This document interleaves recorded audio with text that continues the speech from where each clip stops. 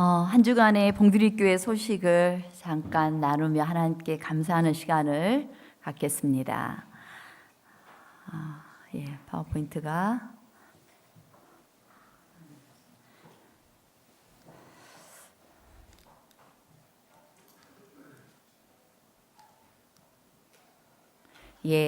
이미 앱에 올려놨습니다마는 우리 이일구 장로님 주중에 휴가를 내셔가지고 오셔서 뚝딱뚝딱 막 일을 하고 가셨어요.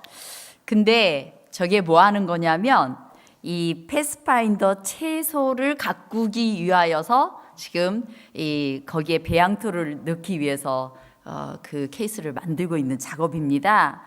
이 패스파인더의 꿈은 패스파인더 대원들이 잘 가꿔서 우리 온 성도들에게 신선한 야채를 먹이는 거랍니다. 그래서 여러분 기대하셔도 될 것 같습니다. 그리고 또 한쪽으로는 이렇게 둘러앉아서 모닥불 피워놓고 이야기도 하고 이럴 수 있는 공간을 지금 마련했어요. 물론 아직 미완성작인데 예쁘게 꾸며질 겁니다. 그러면 여러분들 패스파인더가 사용하지 않는 시간에는 여러분들이 차 한 잔씩 마시면서 고구마도 구워 먹고, 고구마는 백장로님이 책임지기로 하셨으니까 언제든지 여러분들 그룹으로 오셔서 고구마 구워 먹고 함께 하시면 좋을 것 같으세요. 그리고 우리 더드림 센터에서 우리 어르신들 가정을 또 방문해서 이런 여러 설치를 해드리고 또 그분들을 위해서 기도해 드릴 때 얼마나 많이 감사한지 모릅니다. 여러분들께서 함께하지 못하신다 할지라도 기도해 주셨으면 좋겠습니다. 왜 뜬금없이 저기에 과일 한 접시가 있는가? 이번 주에 우리 정기정 선생님과 또 정은갑 장로님과 함께 성경 공부를 주중에 시작을 했습니다. 근데 정은갑 장로님 댁에서 하게 되었는데요. 우리 이 과일은 정은갑 장로님 댁에서 내신 겁니다. 그런데 아니에요? 정기정 선생님이 사가지고 오셨나요? 정기정 선생님이 사가지고 와서 직접 그날따라 우리 사모님 되시는 분들이 다 출타 중이었어요. 직접 이 토마토를 예쁘게 자르고 딸기를 이렇게 멋지게 담아서 이 여자들이 내는 것보다 더 예쁘게 담아내셨어요. 그래서 성경 공부를 하면서도 정말 즐거운 시간을 가졌습니다. 하나님께서 이렇게 성도들의 정성 들인 마음으로 하나님께 드린 그 모든 헌신을 받으시고 또 하나님께서 영광 받으셨으리라고 생각을 합니다. 오늘 오후에는 비록 비가 오지만 여기 꽃들이 있는데요. 이것이 오늘 오후에 방문할 집에 피어있는 꽃들입니다. 오늘 음성까지 방문을 하게 지금 계획이 되어 있습니다. 이현춘 장로님 댁을 방문하는데요. 여러분들을 잘 대접하기 위해서 또 여러 가지 준비도 하고 계시답니다. 여러분들 혹 바람도 쐬실 분들은 같이 참여하셔서 우리 함께 그 가정을 위해서 축복기도 하고 또 좋은 시간 가지시기 바랍니다. 여러분 모두를 환영합니다. 그리고 2년 동안 교회를 나오지 못한 한 가정을 방문했습니다. 우리 김연화, 윤희교 성도님 가정을 방문을 했는데요. 이 가정이 다 우리 황춘자 집사님 댁에서 일하시면서 황 집사님 가정에서 또 심장로님과 같이 이렇게 교회로 인도하셔서 온 가족이 침례를 받으셨지만 새로운 식당을 여기 평내에 오픈하는 바람에 이렇게 토요일에 쉬지 못하고 계신다고 합니다. 그런데 늘 이 마음에 교회를 많이 생각하고 있다고 그래요. 그리고 안식일이면 교회를 꼭 온 가족이 나오기를 간절히 소망하고 있습니다. 그리고 지금도 매일 김연아 성도님은 아침마다 하나님께 기도로 하루를 시작한다는 말씀을 들을 때 참 감동을 받았습니다. 우리 저기 평내 국민병원 옆에 윤간의 백반인데 맛도 좋더라고요. 한 번씩 여러분들은 밥을 먹으러도 가고 일석이조예요. 밥도 먹고 누구도 보고 우리 사랑하는 가족도 얼굴 잊지 않도록 보고 그리고 여러분들이 매일 가정에서 기도해 주시면 좋겠습니다. 우리 하나님께서 2년 동안 이분을 잊으셨을까요? 안 잊으셨겠죠. 여러분들 마음속에 이 가정을 잊지 마시고 늘 관심을 가졌으면 좋겠습니다. 정말 무겁게 짐을 실었습니다. 놀랍습니다. 예, 다 먹고 살려고 지금 이러고 있는 거겠죠? 예, 한 분도 정말 무겁게 짐을 싣고 가네요. 대단합니다. 이 말은 짐을 싫다 못해서 자기가 질려져 버렸어요.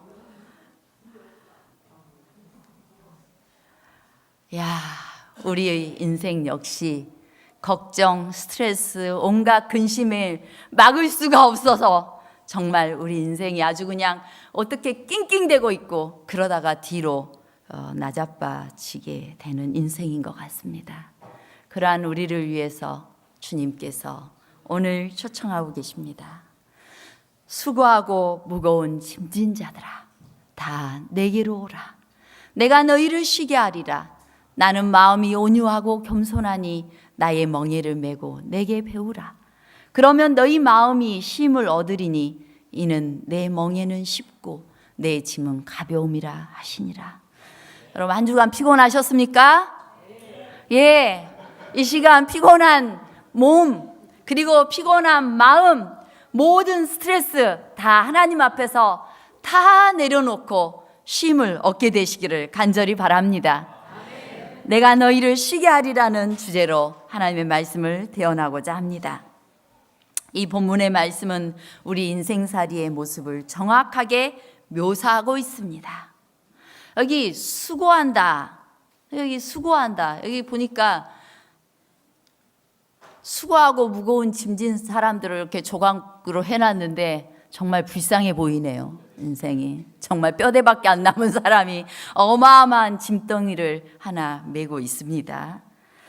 자, 이 수고하고 무거운 짐졌다라는 의미가 뭔가? 말씀이 이게 원어를 살펴보면 도대체 이게 무슨 말을 하고자 하는지를 좀 더 정확하게 알 수가 있어요. 뭐 다른 거 복잡한 거 다 알 필요 없는데 이 수고한다 이 말은 뭘 나타내려고 했냐면 자기 스스로 계속해서 일을 찾아서 계속해서 피곤에 지쳐 있는 상태를 말하는 거예요. 우리 김창순 집사님이 그러고 살고 계세요? 아주 굳이 그렇게 안 해도 되는데 자기 인생을 못 살게 만들어.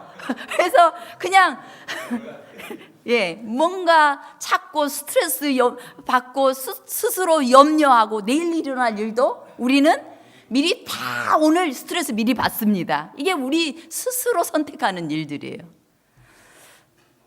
무거운 짐진 자 이런 표현은 내 짐도 무거워 죽겠는데 누군가 딴 사람이 나를 또 스트레스 받고 열받게 해요. 다른 사람들까지 나에게 무거운 짐을 지게 만들어서 계속해서 지쳐있는 사람들을 지금 가리키고 있는 것입니다. 사실상 예수님께서 이 말씀을 하실 때에는 예수님 당시에 서기관과 바리새인들이 국가에 존경받는 지도자라고 하는 사람들이 백성들의 짐을 덜어주기는커녕 뭐 했냐면 그들에게 짐을 훨씬 더 많이 가중시켰습니다. 하나님께서 주신 사랑의 계명을 가지고 그들은 사랑의 계명이 아니라 아주 속박하는 그런 계명으로 만들어버렸어요. 여러분들이 그 당시에 태어났으면 죽을 뻔했을지 모르겠습니다. 손수건도 주머니에 들고 다니면 죄가 됐어요. 안식일에. 왜? 짐 들고 다닌다고. 그래서 어떻게 갖고 다녔어야 돼요? 꼭 가지고 다녀요. 옷에다가 매달아 다녀야 됐어요. 그러면 옷의 일부라고 괜찮았어요. 얼마나 피곤했어요. 이 안식일에 하지 말아야 될 거 막 다 정해놓고 아주 그냥 사람을 못 살게 구는 그런 지도자들이었습니다. 그래서 사실상 이 너무나 무거운 그 인생의 짐을 살고 있는 사람들에게 계속해서 지도자들은 그나마 사랑이신 하나님을 이렇게 바라보고 살려고 꿈틀대는 그 인생조차도 단 하나의 희망의 불씨까지도 완전히 소멸시켜 버리는 역할을 했던 것입니다. 그래서 그 당시에 세리나 죄인들은 아예 희망을 잃어버린 상태였습니다. 우리 같은 사람들은 하나님께 감히 나아가지도 못할 인생들이야 라고 생각을 하고 있었습니다. 여러분, 안식일에 교회 나오시는 거 행복하십니까? 네. 교회 오시면 정말 즐겁고 쉼이 있으십니까? 안식일에 그 장로님만 보면은 내가 스트레스를 받아서 내가 정말 교회를 못 가겠다, 이렇게 생각하는 분 안 계시죠? 네, 우리 교회는 한 분도 안 계시는 것 같아요. 이 교회에 행복하려고 왔는데 그냥 누가 사사건건 지적하고 못 살게 굴면은 이건 예수님의 마음과 반대로 행동을 하게 되는 것입니다. 그것은 주님이 의도하시거나 뜻하신 바가 아닙니다. 이제 주님께서는 우리에게 수고하고 무거운 짐진 자들아 다 내게로 오라고 우리를 초청하고 계십니다. 예수께서는 마음 상한 자와 근심하는 자들, 희망이 시들어진 자들, 세속적인 기쁨으로 영혼의 갈망을 가라앉히려고 힘쓰는 자들을 보시면서 내 안에서 모두 쉼을 얻으라고 초청하셨다.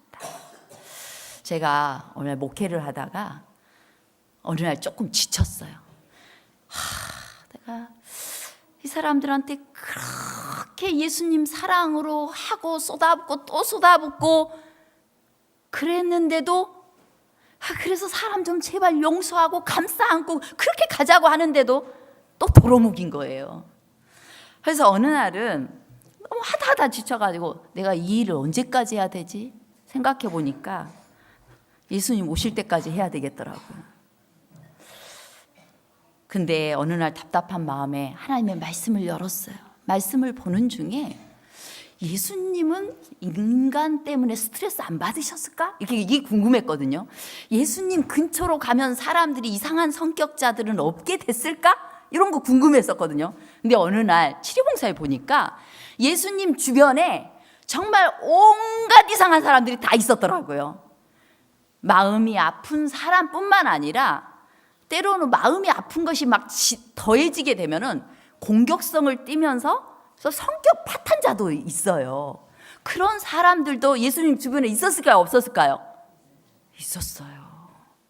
그런데 예수님은 그 누구에게든지 기회를 주셨던 것입니다.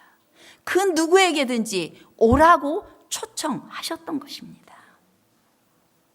주님께서는 내가 너희를 쉬게 하겠다고 말씀하고 계십니다. 여기에서 이 쉰다라는 말의 의미는 안식일의 안식과 의미를 같이 해요. 우리 안식일 교인들을 우리 재림교회라고도 하지만 또 안식일 교회라고 하는데 다른 많은 계신 교회에서 우리를 잘 모르는 분들이 뭐라고 하냐면 안식교인들이라고 그래요. 안식교. 근데 우리 진짜 안식교인들 돼야 됩니다. 진짜 참된 쉼이 있는 안식일에만 예배를 드리는 삶이 아니라 안식일에 진정한 하늘의 안식을 맛보는 그러한 안식교인들이 되어야 돼요. 그래서 이 안식이라는 말의 의미는 그냥 영원히 잠자는 것처럼 쉰다 그런 의미가 아니에요. 여기에서 이 쉰다는 건 일시적인 중단 상태예요. 그래서 예수님께서 하나님의 일을 하시고도 잠시 제자들을 잠시 쉬어라라고 하셨잖아요. 그런 쉼이에요. 영원히 일을 놓는 쉼이 아닙니다. 예수님께서 안식일에 하나님이 일하시니 나도 일한다라고 말씀하셨어요. 그 일은 어떤 일이었어요? 하나님께서 온 지구를 보호하시고 지키시고 유지시키는 하나님의 일은 계속되었던 것입니다. 예수님께서 이 땅에 오셨을 때 안식일에 선한 일을 하셨어요? 하셨어요. 이 물에 빠진 사람 건져내줘야 됩니다. 선한 일을 하는 날이 안식일이에요. 안식일은 아무 일도 않고 있는 것, 이게 안식일이 아닙니다.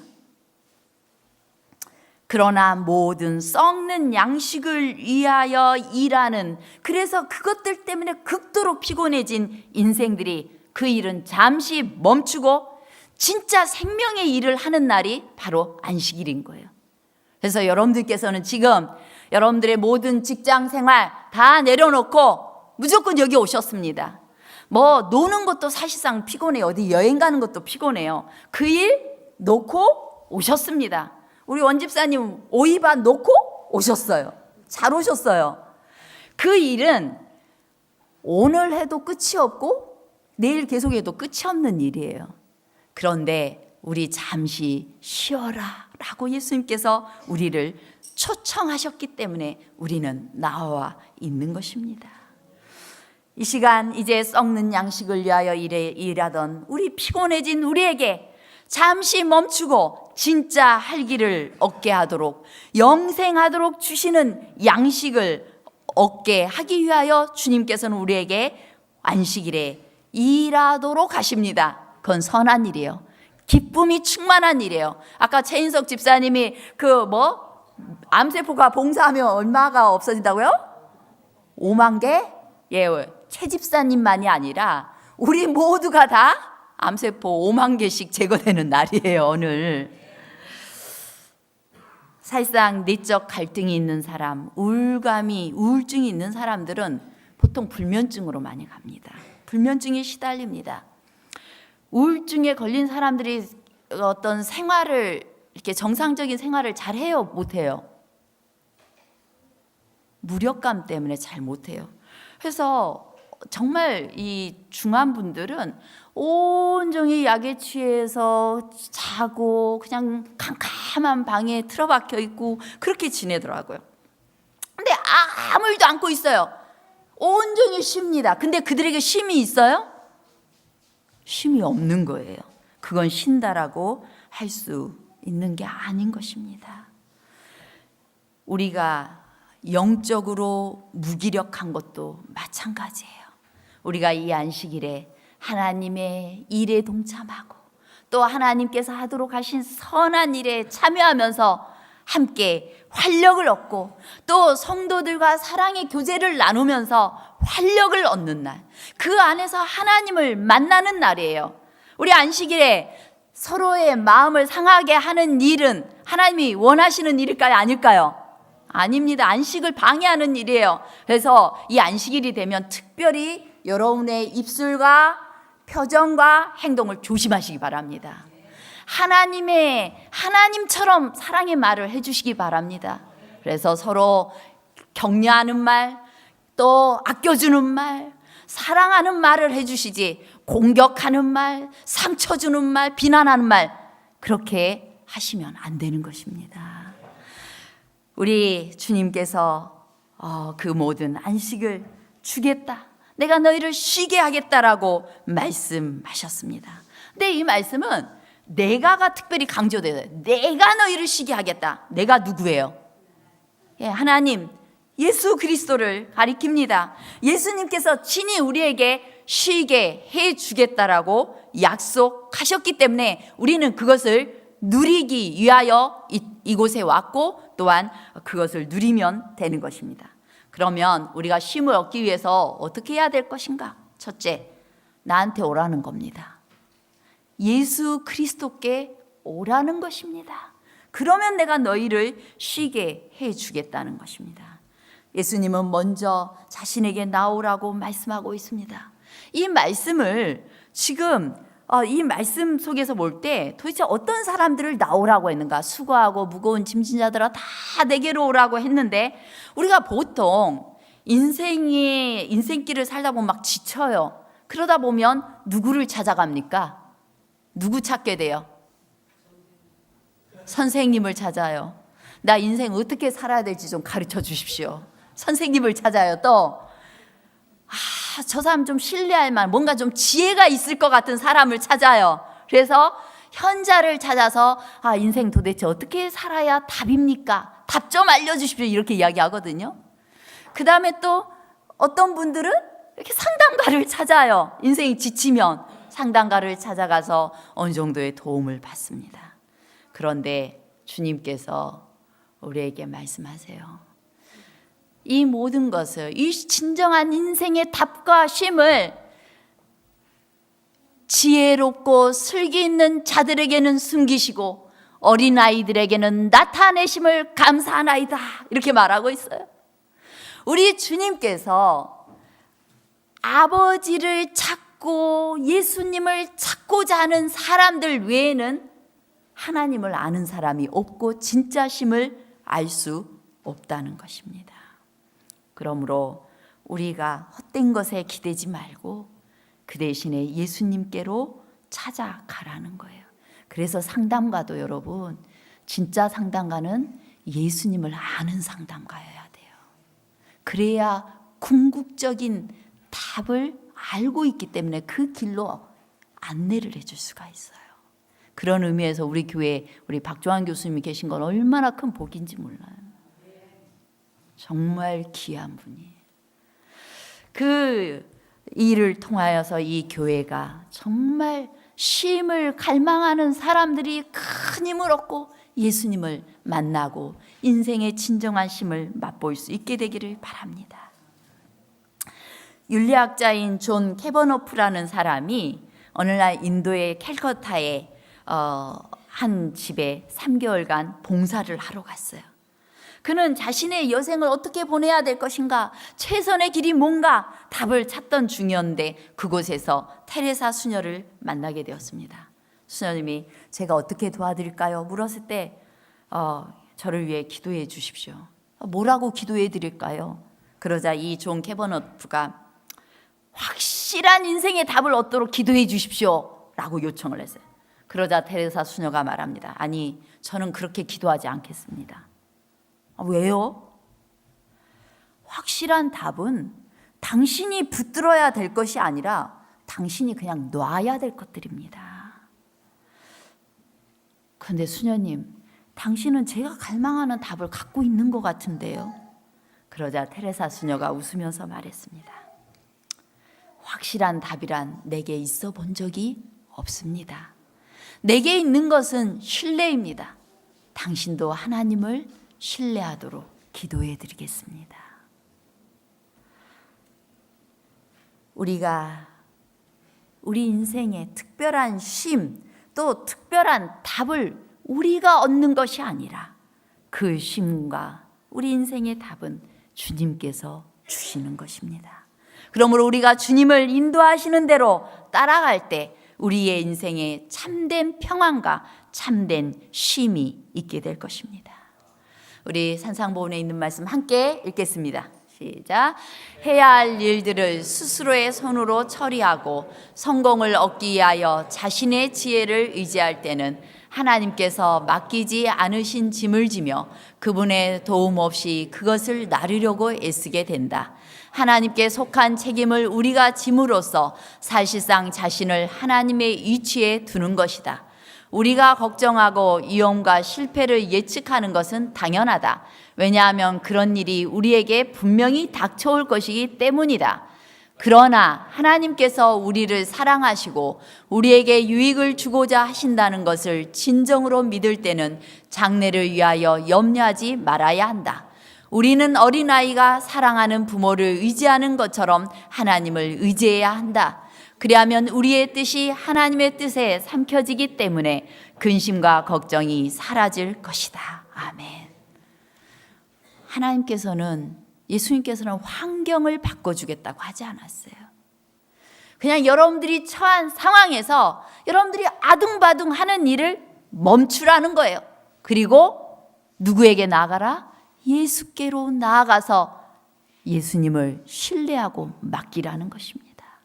자, 이 땅에서 여러분은 천국을 경험할 수 있을까요? 경험할 수 있습니다. 예수님이 계시면 천국이 되는 것이기 때문입니다. 지금 반주자가 안 계시죠? 혹시 반주하실 수 있는 분 계십니까? 네. 우리 찬미 한 곡 제가 부르고 싶었어요. 402장 찬미인데요. 우리 함께 제가 가장 좋아하는 찬미입니다. 제가 띄워놨어요, 이미. 우리 1, 2, 3절 한번 불러보겠습니다.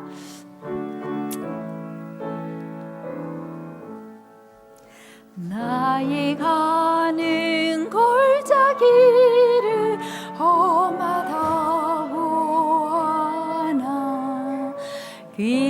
기하여 향기 속에 나름 가고 있니. 아름답다 나의 길이 내게 즐거우니. 저쪽 멀리 하늘집이 항상 바라비니. 나의 길이 이렇듯이 아름다운 것은 나의 주가 나와 함께 동행하시리시.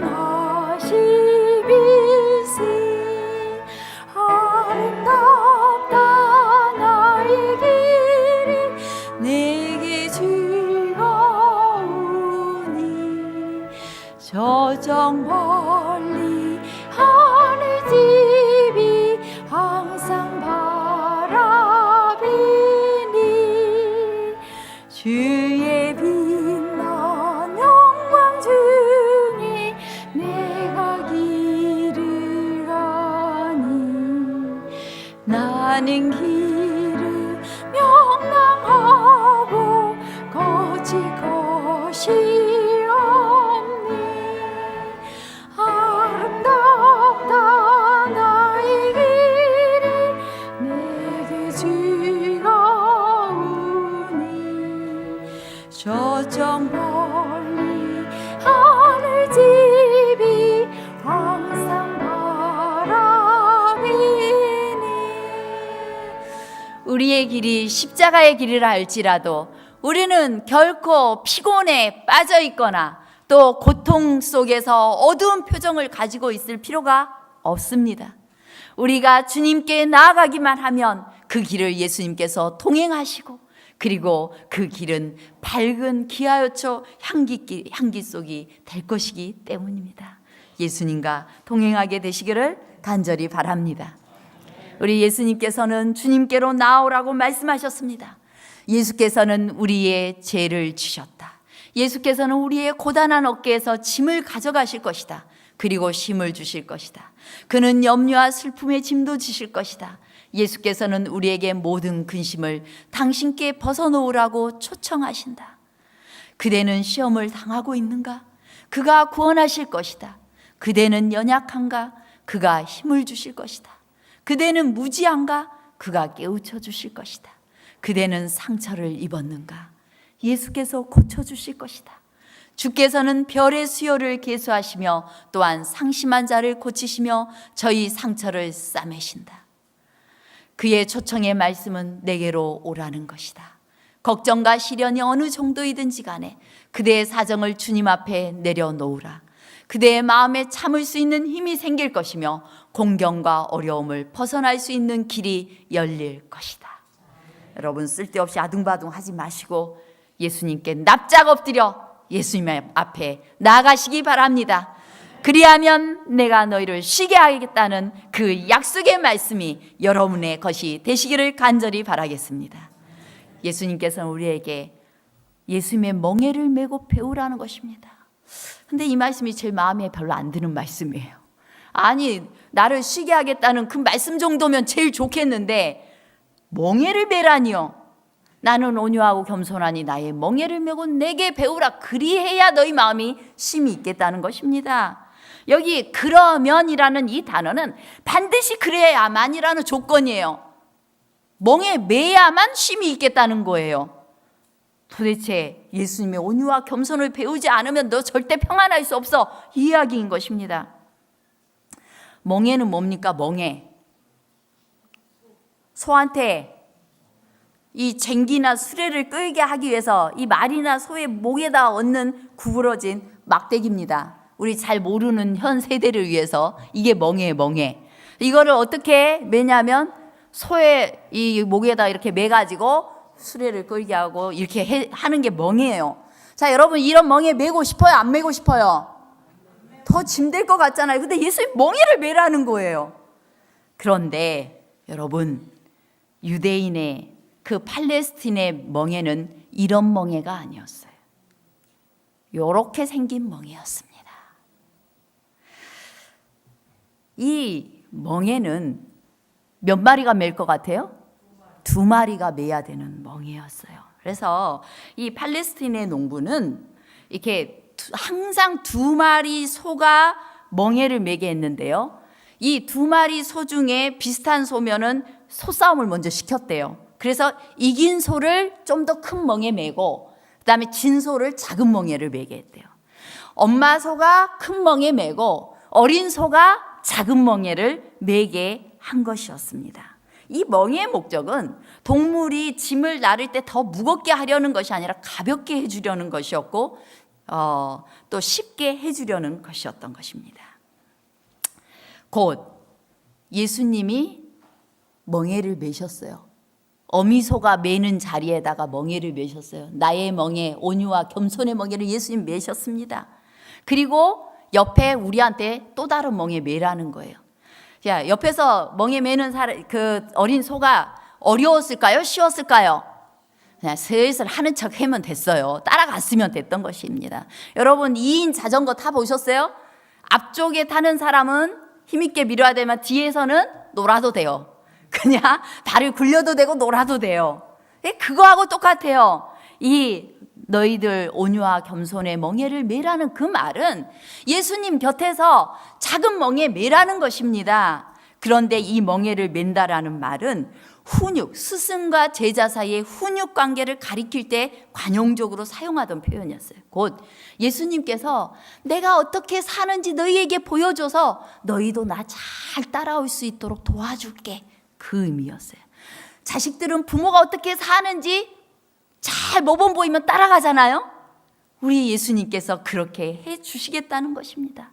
멍에를 맨다는 말은 항복하다, 수고하다, 교제하다라는 의미를 가지고 있어요.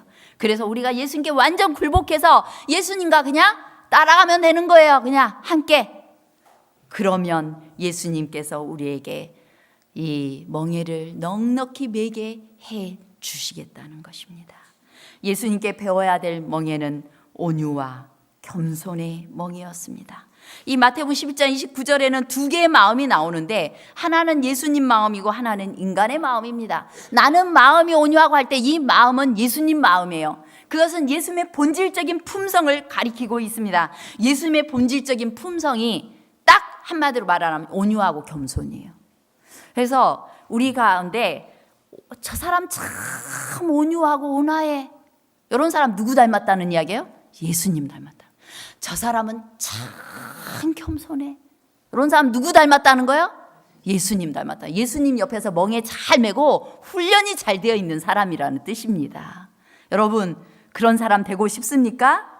예, 그런 사람이 되었으면 좋겠어요. 그러면 쉼을 얻겠다고 했습니다. 나의 마음이 쉼을 얻겠다고 했어요. 그 진짜 참된 쉼을 찾게 되겠다고 말씀하고 있는 것입니다. 벤자민 프랑클린이라는 이 사람은 미국 건국 초기의 지도자였습니다. 대통령은 안 되었지만 자기가 원하는 모든 직위를 다 가져본 사람이었습니다. 근데 그가 22살 때 내 인생에서 가장 우선순위를 뭐로 할까 하다가 자기 반성을 거쳐가지고 12가지 덕목을 꼽았어요. 첫째, 절제한다. 과음과 과식은 절대 하지 않는다. 둘째, 침묵한다. 나와 타인에게 도움 안 되는 말은 절대 하지 않겠다. 말 조심하겠다. 질서, 물건은 반드시 제자리에 놓고 그 다음에 일은 알맞는 시간에 하겠다.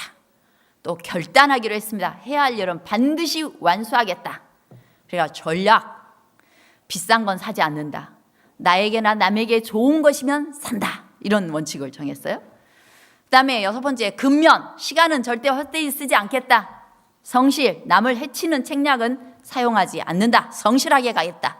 정의, 남의 권리를 침해하거나 남에게 손해를 입히지는 않겠다. 중용하겠다. 내가 극단적인 건 피하겠다. 청결, 몸, 옷, 집이 불결한 건 절대 용납하지 않겠다. 평정, 사소한 일에도 절대 화내지 않겠다. 순결, 성을 남용하지 않고 건강과 생산을 위해 사용한다. 자, 이 정도면 훌륭하게 살 것 같아요? 이걸 가지고 목사님한테 보여줬대요. 그러니까 목사님이 다 좋은데 한 가지가 빠졌네요. 겸손입니다. 이 12가지를 다 이루었다 해도 겸손이 없으면 12가지 다 잃게 됩니다. 대체나 생각해 보세요. 그 사람 정말 분명한데 겸손 안 해. 너도 그렇게 살아 이렇게 하지 않겠어요? 그 사람은 정말 정의로운데 겸손하지 않아, 온유하지 않아. 그러면 정의로운 사람이 누구한테 항상 칼을 꽂을 거예요. 이런 그 사람은 청결한데 겸손하지 않아, 온화하지 않아. 그러면 어떻게 될까요? 그 사람 때문에 피곤해서 못 살 거예요. 근데 이 모든 덕목에 온유와 겸손이 필요한 것입니다. 그래서 이 벤자민 프랭클린이 첫 번째 항목이다 이걸 뒀대요. 겸손, 예수 그리스도를 본받는다.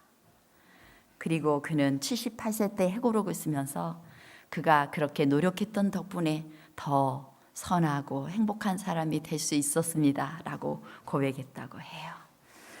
우리의 마음의 멍에를 이제 다 주님 앞에 내려놓고 주님 따라 가게 되시기를 간절히 바랍니다.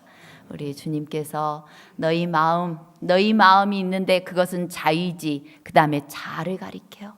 그 자의지를 다 맡길 때, 멍에를 메고 배울 때 너희 마음이 진정한 쉼을 찾게 되겠다고 말씀하고 있습니다. 제가 마지막으로 하나님의 말씀 읽고 마치겠습니다. 먼지나고 뜨거운 생애의 큰 길에서 돌아서서 그리스도의 사랑의 그늘에서 쉬도록 하자. 여기서 우리는 투쟁을 위한 힘을 얻는다. 여기서 우리는 수고와 걱정을 감소시키는 법과 하나님을 찬양하기 위해 말하고 노래하는 법을 배운다. 여러분, 예수님께 나아서 주님을 찬양하고 노래하는 법을 배우시고 어떤 역경과 고난과 피곤함 속에서도 주님께서 주시는 온유와 겸손함 속에서 진정한 쉼을 얻게 되시기를 간절히 바라며 말씀 마치겠습니다.